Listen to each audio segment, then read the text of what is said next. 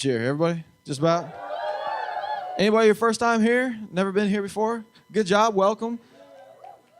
We like the single people out here. No, I'm just kidding. We don't.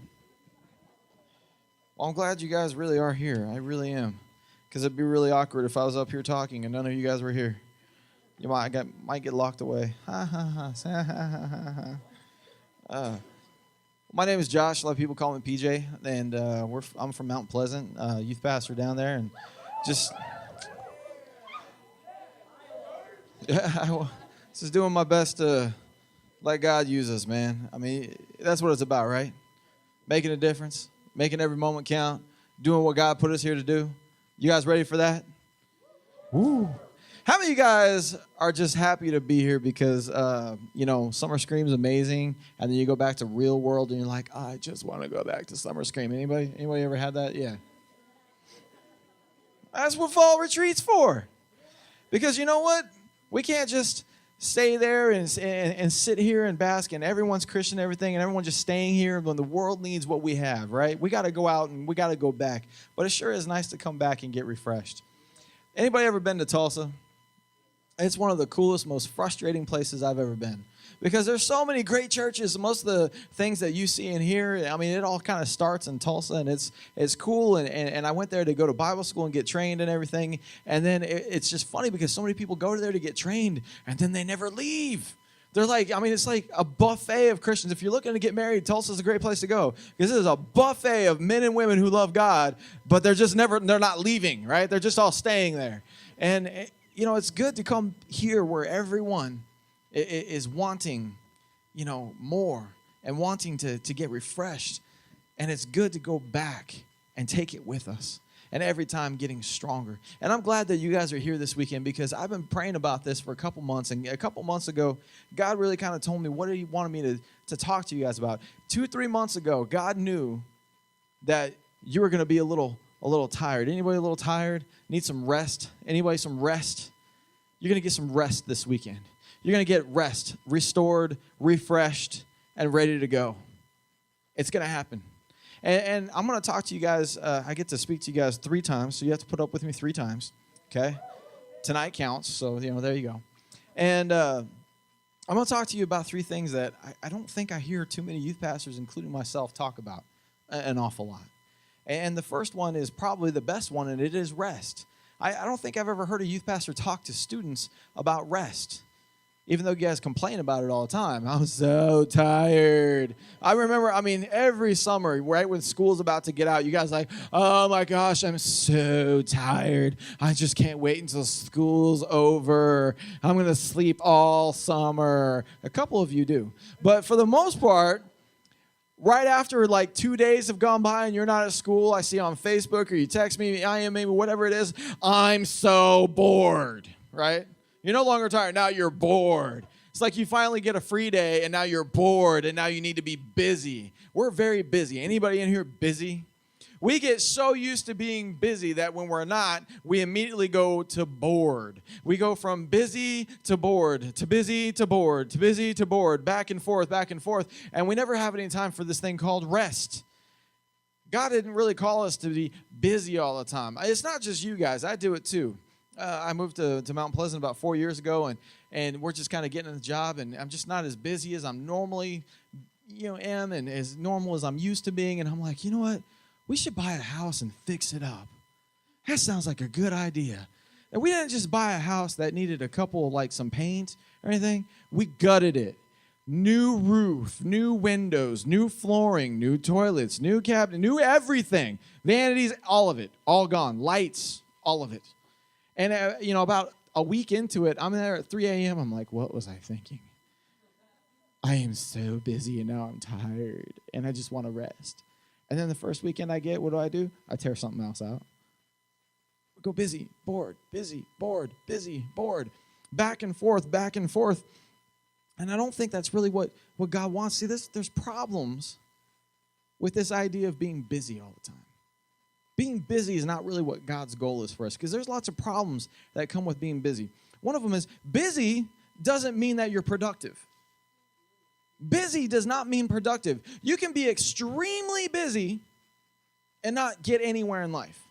You can be extremely busy all the time and not be productive and accomplish anything at all. I read a story about two guys fishing. Anybody like fishing? Enjoy fishing? Any girls like fishing in here? You ladies are more manly than me because I do not enjoy fishing. I will throw my rod in there, but I won't touch the worm, I won't hook the worm, and I definitely won't touch that fish. I'm not even going to eat that fish. Whoever looked at a fish and said, ooh, I want to touch one of those, you're crazy. And those people that stick their arm under a rock and pull out some big old fish, you're nuts. I saw two guys on this TV show, Catfish and whatever it is, and they stick, no, that's a different show, Catfish. Whatever it is, they're sticking their hands on a rock. These two guys will stick their hand under any rock and everything. Well, they see a snake that's so deadly and poisonous that even these two guys get out of the water and they're looking, do you see this? Yeah, there it is. And they're throwing rocks. They're like, do you see it? No. Do you see it? No. Okay. And they hop back in and stick their hand under the rock again. I'm like, how do you know it's not under the rock, man? Oh, freaking out for them. But anyway, these two guys are out fishing. And they're cruising along and everything, finding a spot. And all of a sudden they hit like a tree or a rock or something. And they get a hole in the side of their boat. And all of a sudden, this guy freaks out. He stops, and he sees water coming in, and he throws out his bait overboard and uses the bucket, starts getting water out as quickly as he can. And the faster he's going, the more water seems to be coming in the boat. But he's just going faster and faster and faster, and there seems to be more water and more water. This guy could not be any busier than he is. I mean, he's throwing water out as fast as he can, and yet the boat is still sinking. Ever feel that way? You're as busy as you can possibly be, but you still feel like you're sinking, and there's nothing more you can do? And so he looks over at his friend, and his friend's looking in the glove compartment of the boat. And he's like, what are you doing? Come help me. He's like, I am helping you. The dude's like, no, you're not. I mean, I'm sure that they were kind of cussing at each other, but I'm not going to repeat those things. But this story, I mean, they're just talking about how they're going back and forth, and this guy's yelling and everything. So he's frustrated, and he's throwing water as much as he can. And then all of a sudden, he looks at his friend that was in the glove compartment, and now he jumps over boat, and he's there thinking, what, are you just going to leave me here to just sink? And then he's like, what are you doing? He's like, I am helping you. And he's like, what are you doing? And all of a sudden, he noticed the water stopped coming in. What the guy did was, while one guy was sitting there throwing out all the water that he could as quick as he could, the other guy went into the glove compartment because there's a whole repatch kit that will repair, temporarily just so you can get you ashore. And he put the patch kit among the hull so that the water would stop coming in. And then he climbed in and started helping putting water out. Which one was busy? Which one was productive? See, our purpose in life is not to sit there in a sinking boat trying to make it sink a little less fast. The idea is to be productive in our life and actually get somewhere. See, some people spend so much time, they never get out of the water, they never get out of the sinking boat, but the other guy that was productive patched it up, got the water out, and got to shore, and then went on with his life. That's what we're supposed to do. It's not about being busy all the time. It's about being productive with your life. Busy people are busy because they have no idea what their mission in life is. Busy people are busy because they have no idea what their mission and what their calling from God is in their life. But see, productive people are productive because they know exactly what it is that God wants them to do. And they know where they're going with it. Don't just try to get by, getting water out of your boat, patching the hole. Move on. See, another problem with being busy is this. Moving fast doesn't mean that you're going to reach your destination. Moving fast does not mean that you're going to get where you want. How many of you guys speed? Don't lie. You're in church. How many of you guys speed? Shame on all of you.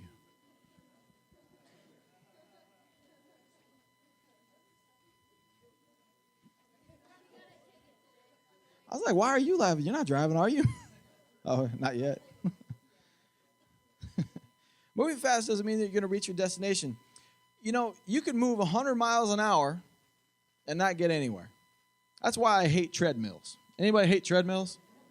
If I'm going to exert energy and actually sweat and work and do all this stuff, I want to go somewhere. I want to get somewhere. I don't want to run in place and never get anywhere. That just sounds nuts to me, okay? But that's what a lot of people do. We think we do that with our life sometimes. We're sitting there with our homework and our sports and our band and our show choir and our cheer and all these things, and we're doing all these things, forgetting that our calling from God is something that actually moves us forward. See, we keep ourselves on this treadmill doing all these things, and I'm not saying that they're bad, but we're doing all these things over and over and over, but we're standing in place. We're not actually going anywhere But it's actually the things that God has put into our life that when we do those things, that's what moves us forward. See, we stay busy because we don't like to stand still, right? Some of us would rather jog in place than stand still. I would rather just start moving forward. And that's what God's wanting us to do. See, there's no problem with all those things, the homework and the dance and the cheer and the football and all these things that we do. There's no really problem with them. But the problem, it becomes a problem when those things are done and then you don't know what to do with yourself. See, when you completely immerse yourself in music and cheer and dance and all these things, and then you're so busy all the time, you don't have time for anything else, and then when that thing's done, you're like, I don't even know what to do.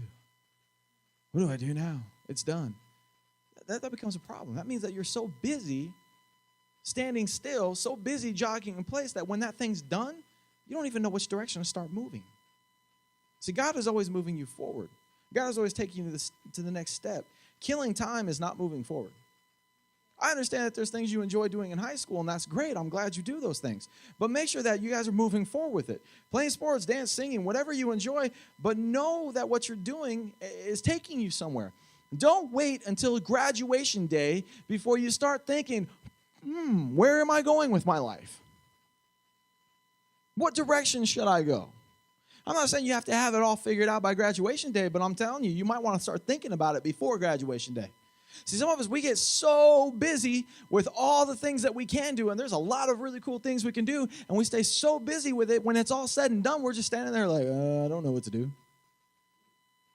And this whole time, God's saying, no, I want you to move forward. I want you to keep moving in your life. Don't just stand there. Another problem is consuming your life with things that you like does not mean that you know who you are. That's a real problem with busy. And we consume our life with all these things that we like, thinking that means we know who we are. And it's really not true. So you can fill your day with all kinds of commitments to people and to activities and think that and start tying your identity into those things and still just have no idea who you are. See, just because I have more friends than I can handle and more activities than I do have time doesn't mean, and I consume every bit of myself into these things, doesn't mean that I know who I am. It just means that I'm so busy that I don't have time to figure out who I am.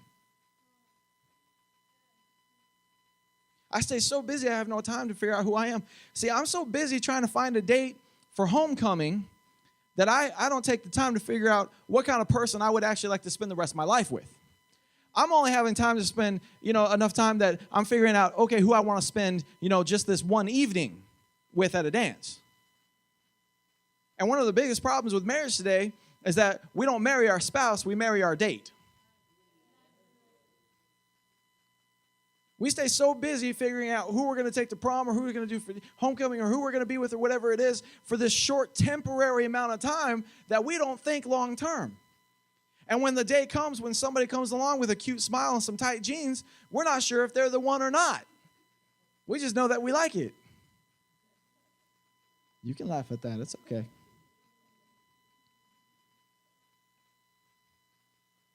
Don't get so busy that you identify yourself with what you do with who you are.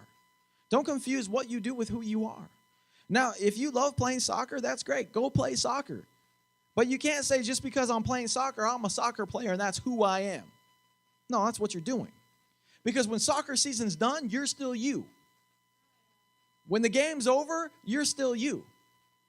When you're done singing, you're still you. When you're done cheering, you're still you. When you're done with school, you're still you. When you're done with your job, you're still you. One day when I retire, I'm still going to be me. And you need to know who you are, not just what you do.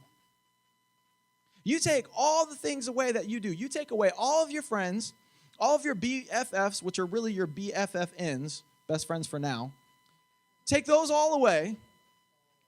Oh, yeah, that's a whole sermon in itself. Take all those activities away. Take all those people away. Take all those things away that you do on a daily basis. Do you know who you are? Because most people don't.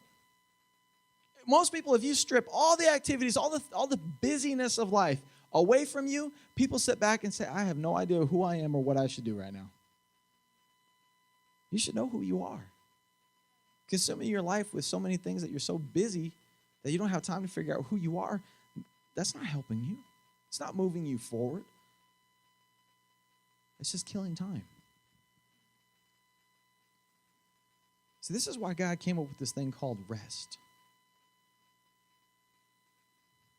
Everything that God has for you, everything that God has or will ever give you, is a solution to a problem that's bigger than you. Every promise and everything that God has ever done to give you and to provide you with is a solution to a problem that's bigger than you. And God has come up with this thing called rest because he knows that you need it. Rest is not a suggestion, it's a necessity. And it's the answer to this problem of busy. Everybody say busy. See, I'm glad that God rested before he made man and woman. I am. In Genesis 2:2 says, on the seventh day, God finished his work of creation, and so he rested from his work. And then he went back and created man and woman. Now, if God needs rest, then you might too. Just saying. If God that created the heavens and earth and everything in it needed a day of rest, maybe you do too. This whole I'll rest when I die thing, that's ridiculous. You're just going to die really fast. Yeah, right. If God needed rest, then we need rest too. See, God doesn't make suggestions. He's not saying, hey, I want you to rest. Hey, here's a suggestion, buddy. I never read in the Bible where God said, and there God said, hey, buddy, I have a suggestion for you. Never happened. When God tells us to do something, it's because we need it. And he said, rest. In fact, in Matthew 11:28 through 30, he talks about it. He says, Jesus said, come to me, all you who are weary and carry heavy burdens, and I will give you rest. Take my yoke upon you. Let me teach you, because I am humble and gentle at heart, and you will find rest for your souls. For my yoke is easy to bear, and the burden that I give you is light. See, God doesn't want to work you to death. So why are you trying so hard to do it? God's not trying to make you so busy you don't have time for anything. You ever notice our answer for everything is more? When we feel a little empty inside, what do? Find something more. When we feel bored, what do? We find more rather than meaningful. Sometimes God's answer for your life is less.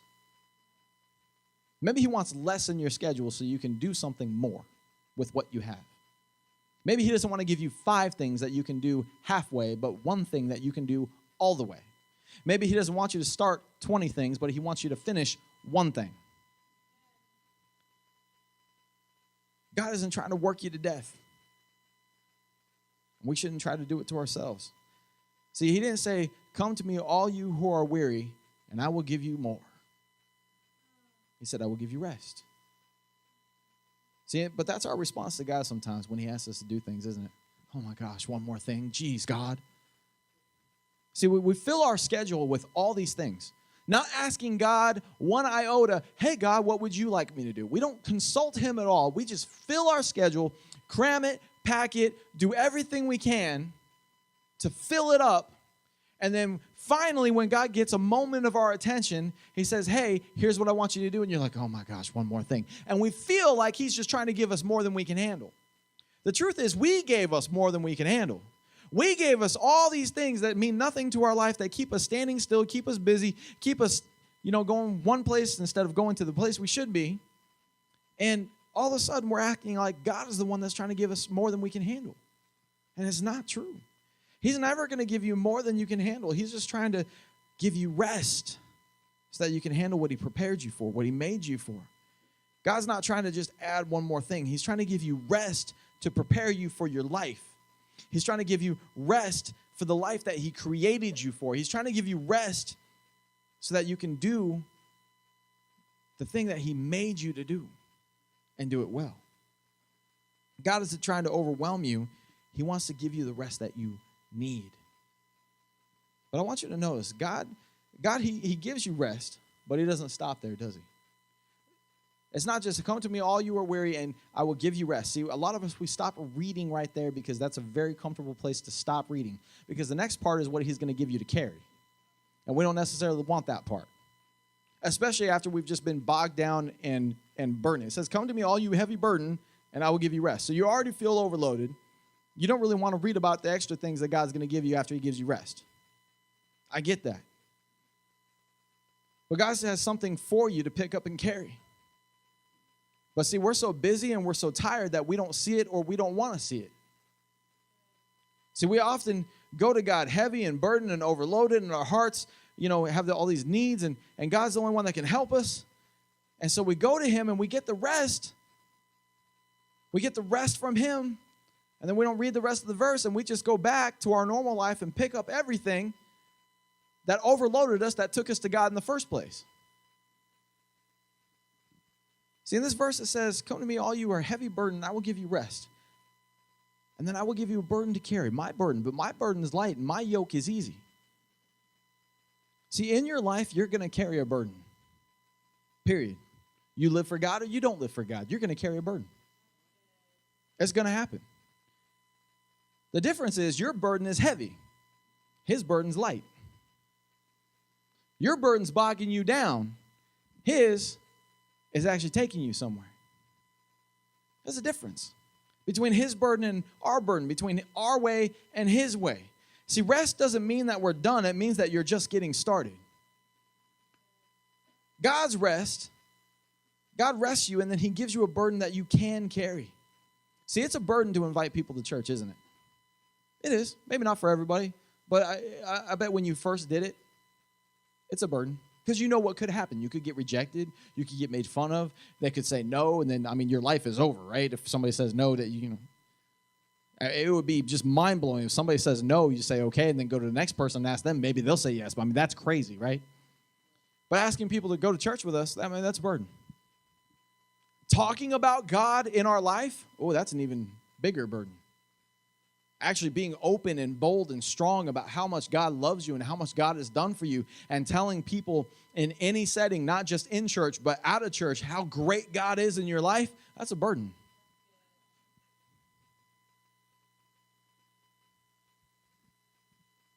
It's a burden to help people, because helping people costs us something.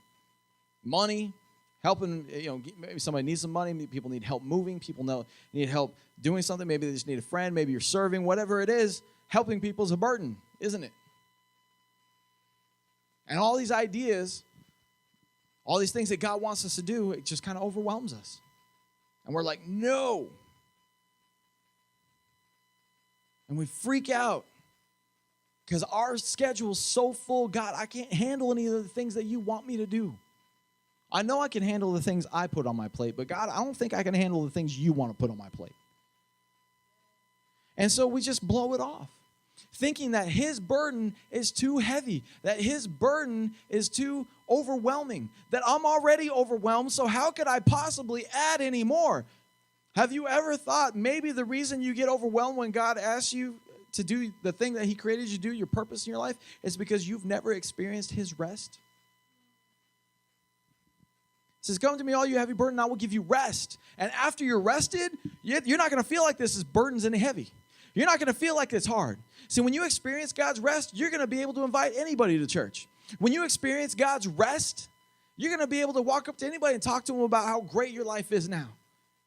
When you experience God's rest, it's not such a big deal to help people, to serve people, to give people money, to help them, to carry anything, or even befriend them. It's not a big deal when you experience God's rest. God's rest is a really big key to your life. It's not just something that sounds nice. It's not just something, I know I need 8 hours of sleep. That's not what I'm talking about. God offers this thing called rest that enables you to live the life that you were born to live, the life that you want to have, but you just don't think you can, the life that sounds great, but you think is overwhelming. God is saying, come to me, all you are weary and heavy burdened, and I will give you rest. And then after you're rested, I'm going to give you a burden to carry, but it's not going to feel like a burden. I'm going to give you a life to live, a yoke, but hey, it's going to feel light. You can carry your burdens if you want. But I would rather experience God's rest and pick up his. I'd rather carry something around that doesn't feel like it's weighing me down. I would rather feel like I'm carrying something that's taking me somewhere rather than carrying something that's making me sink. So we think that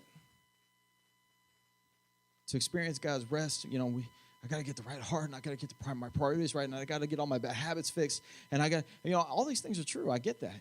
But what God really wants to give you first, before getting your heart right, and before, dealing with all the details of your life, he just wants to give you rest. And then all those things that you need to fix in your life, your priorities and your heart and your schedule and all those things, it's not going to seem like such a big deal anymore. It's not going to feel so overwhelming because you've experienced his rest. I mean, does anybody even know how to rest? I mean, we get so busy. I'm not talking about sleep, okay? I'm not talking about not doing anything. Not doing anything, that's not rest. That's lazy, okay? There's a difference.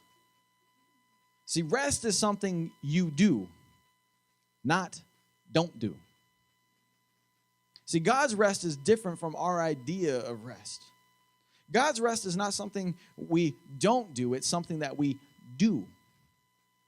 Anything God gives you will require something from you. I will tell you that. Anything that God's going to give you is going to require something on your part. It's going to require faith or love or something. Trust. It's going to require something. And when God gives you rest, you have to do it his way, not your way. See, our way of resting is shutting down and shutting people out. That's our idea of rest. Our idea of rest is I'm going to go home, crawl into my room for an entire weekend. Don't touch me. Don't bug me. Don't do anything. I am just going to sleep and shut the world out and shut my brain down. That is what I'm going to do. Netflix, here I come. Right? But that's not God's idea of rest. That's not doing something. God's idea of rest is different. And it's actually a little better. Exodus 33:14 says this. The Lord replied, my presence will go with you, and I will give you rest. See, God's presence comes before his rest. God's presence is the key to his rest. True rest, real rest. The kind of rest that actually wakes you up and refreshes you and motivates you and puts life into you and makes you want to get up in the morning, makes you want to move forward. The kind of rest that makes something that seemed hard and impossible to now be light and easy. And it all comes from being in his presence. Actually sitting back and being in his presence. See, our rest, that whole 2 days of shutting down and shutting out, when we're all done, we're more tired than we went in there. We're foggy, we're groggy, our mind is slow. We're like, what? I don't know. And we all of a sudden wake ourselves up by being busy again. God's rest in his presence is something that wakes you up. It's something that refires you. It's something that puts energy into you. It's something that works you up and shows you that you can. It's something that deals with the issues inside of you. It's something that confronts the things that you're afraid of. It's something that just deals with everything that you've been ignoring and putting aside and pushing off because you didn't want to deal with it. God in his presence is also going to deal with it. And it's not going to be this overwhelming thing. It's going to be restful. Because when it's all said and done, you're going to feel rested and restored and refreshed. And you're going to feel alive again. That's what God's presence does. See, the key is not sleep. It's taking a moment that we were created to have with God in his presence. Now, Doug, is it all right if you just jam on the guitar a little bit? That'd be all right? Acoustic? Thank you. There's a few things, three things that are going to help you be in God's presence, because I know it's something that we all want to do, and sometimes we're not sure how to do it or if we're doing it right. But it's the key to one of the biggest keys of your life. You're never going to accomplish what God wants you to accomplish without his rest. You're never going to get his rest without his presence. And one of the biggest things about being in God's presence is this. Make it real. Make it real. See, we try to make our prayers all holy and sound good and only about the things that we think God wants to hear about. See, we think that time with God is awkward because you feel like you can't be you, but really that's all he wants is for you to be you. We feel like when we come to God, we've got to act a certain way, talk a certain way, or be a certain way, or we're just not sure what to do, and therefore we're awkward, and he's just saying, I just want you to be you. Just be you. He knows you. He knows what you've done on your best day, on your worst day. He knows your heart when it's good and when it's bad. And he still wants to be with you. Just make it real. Just be real with him. Hebrews 10:22 says this. Let us go right into the presence of God with sincere hearts, fully trusting him. For our guilty consciences have been sprinkled with Christ's blood to make us clean, and our bodies have been washed with pure water. Let us go right into the presence of God with sincere hearts, fully trusting him. For our guilty things that we've done have been washed by blood of Christ, paid for, done. And it's made us clean so we can be ourselves.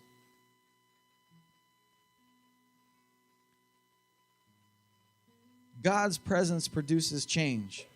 Not change produces God's presence. You don't clean yourself up before you get to God. You get to God and then he cleans you up. Be real with God and he will become real to you. Let us go straight into the presence of God. Now, I'm not knocking other religions. That's not what I'm doing. But one of my friends is Mormon. And for them to go into the holy of their temples, they have to go through this cleansing process and do all these things. It's actually some of the things that I've read in the Old Testament, some of the things that we used to have to do to get to God. I mean, after Jesus came, we don't have to do any of that. He's saying you can go right into the presence of God. No ceremonies or sacrifices needed. No special words, no special hair, no special underwear. Just be yourself. Make it real. Second thing about God's presence, first is make it real. Second is this. Shut up. Shut up. He will speak to you if you give him the chance.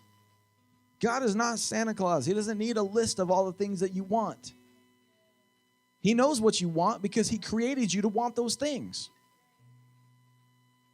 There's nothing that surprises God about you and who you are and how you think. Nothing. You don't need to go to him and just start talking his ear off and telling him that it's okay to talk to him. But don't just talk, listen. Don't just talk to God, listen to him. See, I know it's hard because we want to hear God in one way. We want to hear God in one very specific way where we can actually hear his voice going into our ears, like you hear mine right now. But the truth is, there's more than one way to hear things. There is. You ever heard of Helen Keller? You guys are laughing because they make really mean jokes about her. But she was an extraordinary person. She really was. She was born blind, born deaf, and couldn't talk for years. I want you to picture that. Never knowing what anything looked like, never knowing what anything ever sounded like, never being able to hear your own voice. Blind, deaf, and mute. And this girl learned how to hear people's voices. Not through her ears, but through vibrations. As you would talk to her, she would be able to recognize the different vibrations in your voice and be able to understand what you're saying without ever having any ears that work. It's amazing. There's more than one way to hear. And we can't lock God into a box and say, I only want to hear you this one. If you don't do it this way, then you're not talking to me. That's not true. He's talking. But you got to be able to hear more than just one way. My wife will glare at me, and that is worth 1,000 words. We communicate in many different ways. And we hear people and what they're saying without them ever saying anything. But the reason I know my wife's glares, and there's several of them, all of them which I deserve, but I know each glare and I know what she means by each one because I know her. Because I've spent time with her. Spend some time with God, not just talking, but listening. And you'll know what he's saying to you too. John 8:47 says, whoever is of God hears the words of God. And the reason why you do not hear them is because you are not of God. It's a bold statement. It's not messing around. There's no beating around the bush on that. We can't serve two masters. We can't be two different people and expect to be in God's presence all the time. We can't keep ourselves so busy with all these things that God did not tell us to do and then give him 5 minutes and wonder why he doesn't show up. Because at that point, we're not living for him. We're living for stuff and things and people. God is not looking for perfection from you. God is looking for possession, not perfection. God is looking for possession, not perfection. God is not looking for you to be perfect. He's looking for you to be willing to be his. He wants to possess your heart. He wants to possess your desires. He wants to possess the thing that he created, but he's not going to take you. You have to offer yourself to him. And if you don't, you're not going to be able to hear him because you're not his, because he doesn't possess you. Just saying I'm a Christian is not giving God possession. Living for him. Giving him your decisions. Giving him your time. Giving him your best time. At the best part of your day. That's possession. That's what he's looking for. So 1, make it real. 2, shut up and listen. And 3 is this. When it comes to being in God's presence, expect it like you know it. Expect it like you know it. Don't just hope his presence is here. Don't just hope he's going to do something for you. Don't just believe God is here, but know that he is here. Psalm 46:10 says, be still and know that I am God. See, I don't believe that Riley is here. I don't hope that Riley is here. I know that Riley is here. And I'm going to act accordingly. See, if I only hoped he was here and I only believed he was here, then my actions would be completely different. But because I know he is here, I can put my hand on his shoulder. I can touch his cute little cheeks. Just me, not you.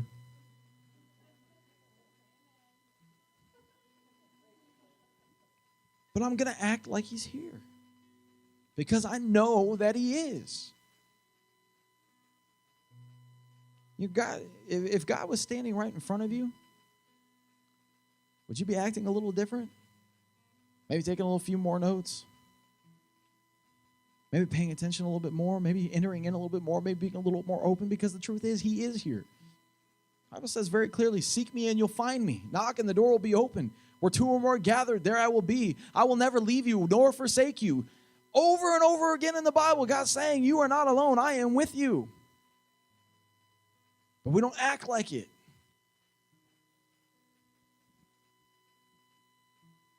So we got to expect his presence to be here. Expect it and know it. That's what he wants. God is here. And he is here to give you rest.